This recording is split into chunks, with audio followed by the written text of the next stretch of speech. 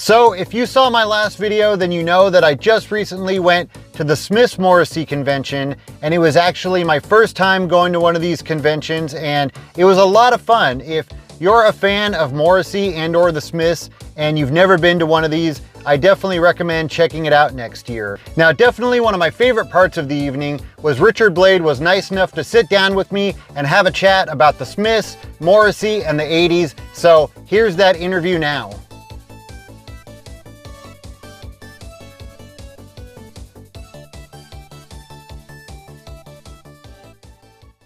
Well, I think with Morrissey and the Smiths, it's actually the lyrics of the music. I mean, the music is super important. I mean, some of it you can dance to, like There Is a Light is great enough tempo and Panic, but it's the lyrics that speak to what it's like to grow up and not quite fit in, to feel like an outsider in your own town or sometimes even in your own home. And I think when you get someone that can relate to that, you're going through a problem in your life, you know, you're 15 and you feel that you don't have the right friends and they don't accept you, and then suddenly a song talks to you, I think you become a fan for life because that song was there for you at that time, that band was there for you at that time, Morrissey was there for you at that time. And so I think that's why when there's a Smiths Morrissey convention, the people come out and pack the place because it's like taking them back to that moment when only one person on the planet understood them, and it was Morrissey, and that's why they're here.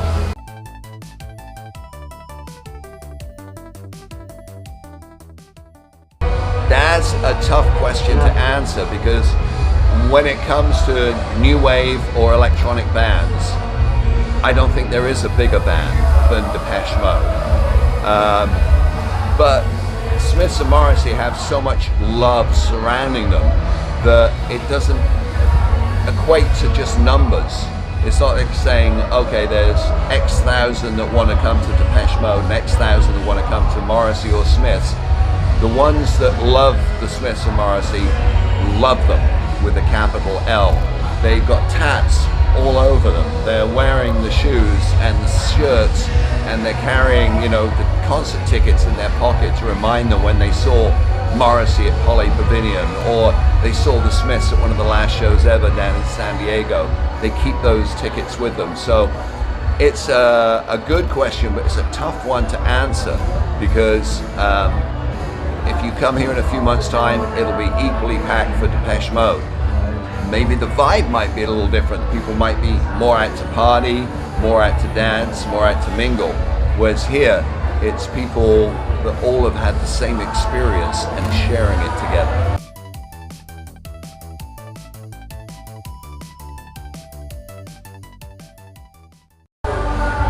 Again, a great question. I mean, within the new wave genre, I would say there's a couple of bands that are equal to Depeche Mode and Morrissey in the level of the amount of fans. One of them would be Duran Duran, who probably are bigger now than they were in 1983 when they were on the bedroom wall of every girl around the globe. But now the people are a little older and they want to see Duran while they can, particularly since it's 4 of the 5 originals. So Duran have a huge following, and the other band that's up there, and they are playing stadiums and multiple nights at places like the Hollywood Bowl and selling it out, and that's Robert Smith and The Cure. And The Cure have a new album coming out that they say is going to be their, quote, gothiest ever, which is going to be fantastic. I mean, if you listen to Lullaby and Fascination Street and Pictures of You, I just love it.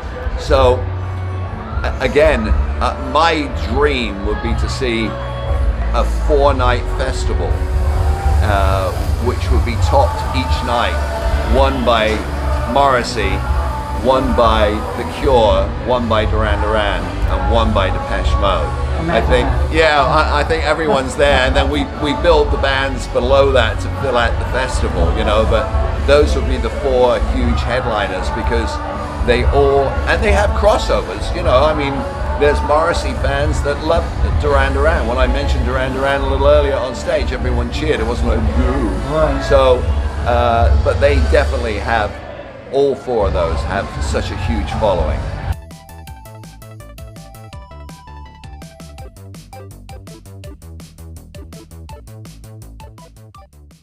I think the 80s was a great decade because there was so much optimism, and right now there's so much division.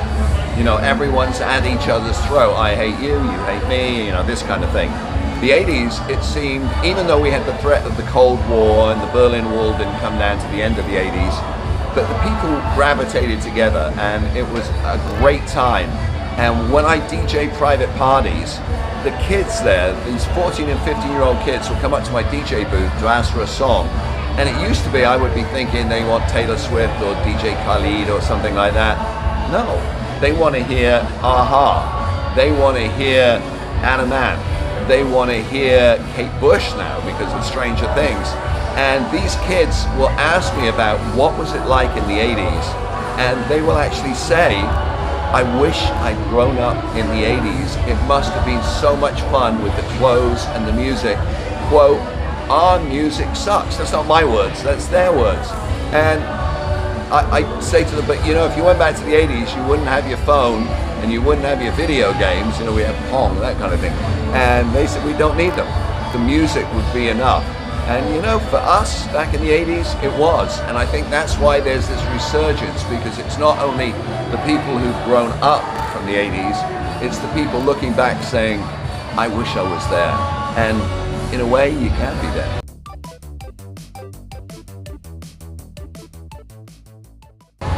I don't think so, not in our lifetime. I think the 80s are like the 60s. Those are the two decades which won't go away. I mean, the 60s gave us the Beatles, and then the Rolling Stones, and the Beach Boys, and the Who, and so many other the Doors, you know, incredible bands.